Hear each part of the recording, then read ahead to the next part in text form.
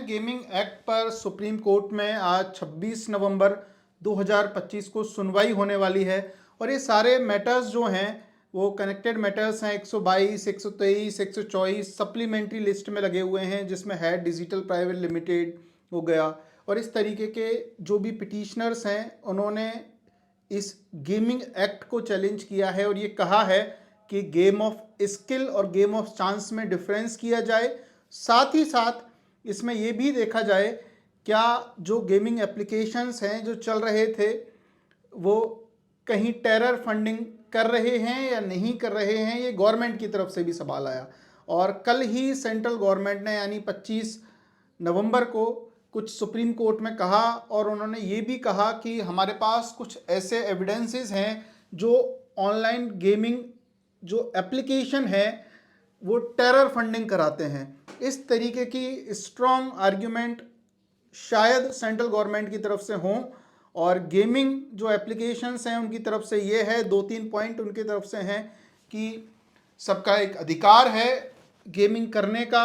इसके साथ साथ ही this is game of skill, यहाँ स्किल दिखाई जा रही है, चांस नहीं है। गेम ऑफ चांस इलीगल है, हम बैटिंग और गैम्बलिंग नहीं करवा रहे हैं, हम गेमिंग करवा रहे हैं जिसमें अपनी स्किल का प्रदर्शन किया जाता है। ये उन गेमिंग एप्लीकेशंस के जो वकील साहब हैं उनके आर्ग्यूमेंट हैं जो प्रीवियस डेट में देखने को मिले।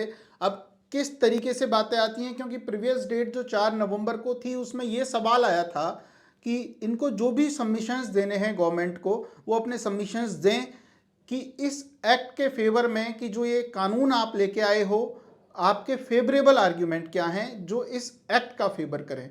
साथ ही साथ इस एक्ट को लेके जो गेमिंग एप्लीकेशंस हैं वो ये भी कहते हैं कि इस एक्ट के आ जाने से आपने ब्लैंकेट बैन लगा दिया है सभी गेमिंग एप्लीकेशंस पर, उससे उन लोगों के रोजगार भी चले गए जो इस गेमिंग इंडस्ट्री में काम किया करते थे, चाहे वो गेम डेवलपर हों, चाहे वो गेम खेलने वाले या इस तरीके के लोग हों।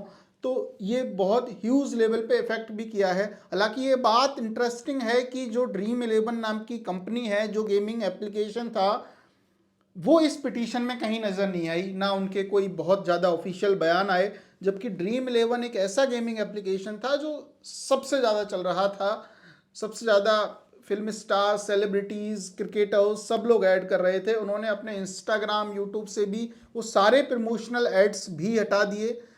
किस तरीके से लेकिन और भी जो गेमिंग एप्लीकेशंस हैं वो मूव करते हैं, सुप्रीम कोर्ट का क्या फैसला आता है ये भी देखने वाला है। कोर्ट नंबर 7 में लगा हुआ है, जैसे ही कोई अपडेट आती है इस चीज़ को लेकर तो अपन बात करेंगे। हालांकि ये टफ भी है, शायद नंबर आए ना आए, क्योंकि एक पूरा सिस्टमेटिक होता है ऑनरेबल सुप्रीम कोर्ट की हियरिंग्स, कब ये नंबर आता है। अभी सप्लीमेंट्री लिस्ट में लगा हुआ है और सप्लीमेंट्री लिस्ट में भी ये कुछ कनेक्टेड मैटर्स हैं जो कि 122 से शुरू हैं, 122, 123, 124 और इस तरीके से इनकी शुरुआत है।